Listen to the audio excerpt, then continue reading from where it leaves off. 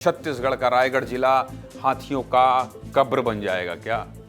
एक ऐसा स्पॉट बन गया है जहां लगातार गजराज की जान जा रही है। ये कड़े शब्द इसलिए कहने पड़ रहे हैं क्योंकि सिर्फ 6 महीने में 1 या 2 नहीं बल्कि 10 हाथियों की मौत हो चुकी है।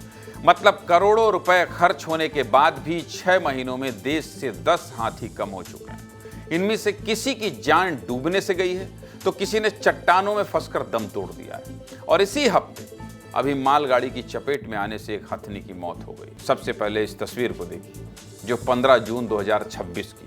ये तस्वीर रायगढ़ जिले के चारमार गांव की है जहां एक दर्दनाक हादसा हो गया है। रात के अंधेरे में एक हथनी मालगाड़ी की चपेट में आ गई। घटना के वक्त मालगाड़ी को तुरंत रोका गया, लेकिन इस हादसे में हथनी बुरी तरह घायल हो गई। गांव वालों के मुताबिक 10 से ज्यादा हाथियों का दल रेलवे ट्रैक पार कर रहा था और इसी दौरान ये हादसा हो गया। घटना के बाद कई घंटे तक हाथियों का दल भी मौके पर मौजूद रहा, जिसकी वजह से इलाज शुरू करने में देरी आई।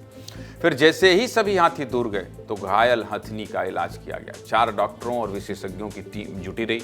सुबह उसे बिलासपुर ले जाने की तैयारी भी हो रही थी। 4 डॉक्टरों और विशेषज्ञों की टीम हथनी के इलाज के लिए जुटी रही। इसके बाद क्या हुआ? लेकिन इसी बीच उसकी मौत हो गई। डॉक्टर ने बताया कि हथनी की कमर की हड्डी में गंभीर चोट आई, साथ ही उसके चारों पैर भी छिल गए थे। इस साल हाथियों की मौत का सिलसिला 27 जनवरी से शुरू हुआ, जब घरघोड़ा रेंज में चट्टान के अंदर फंसने से एक हाथी शावक की जान चली गई।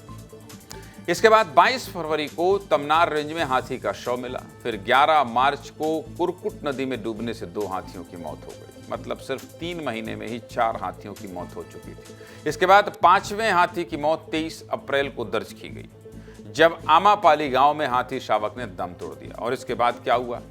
सिर्फ मई के महीने में 4 हाथियों की मौत दर्ज हुई। 8 मई को घोघरा डैम में डूबने से हाथी शावक की जान चली गई। 11 मई को तरेकेला गांव में एक हाथी शावक ने दम तोड़ दिया। 22 मई की रात तालाब में डूबने से शावक की मौत हो गई।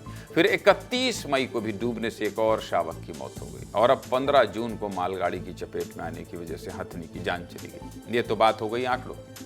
अब आप भी सोच रहे होंगे कि आखिर रायगढ़ जिले में ही क्यों इतनी मौत हो रही, तो चलिए ये भी आपको बता देता हूं। दरअसल जिले का 2611 वर्ग किलोमीटर एरिया जंगल है और यहाँ पहाड़ भी है। ऐसे में यहाँ हाथियों की संख्या ज्यादा है और अलग अलग जिलों से भी हाथी विचरण करते हुए यहाँ पहुंचते हैं। ऐसे में हादसों का खतरा भी बढ़ता है। हाथियों की इस तरह से जा रही जान चिंता का विषय है। इस पर जिम्मेदारों को ध्यान देना चाहिए, और नहीं तो जो बचे खुचे हाथी हैं वो भी कैसे बचेंगे, ये भी एक बड़ा सवाल है।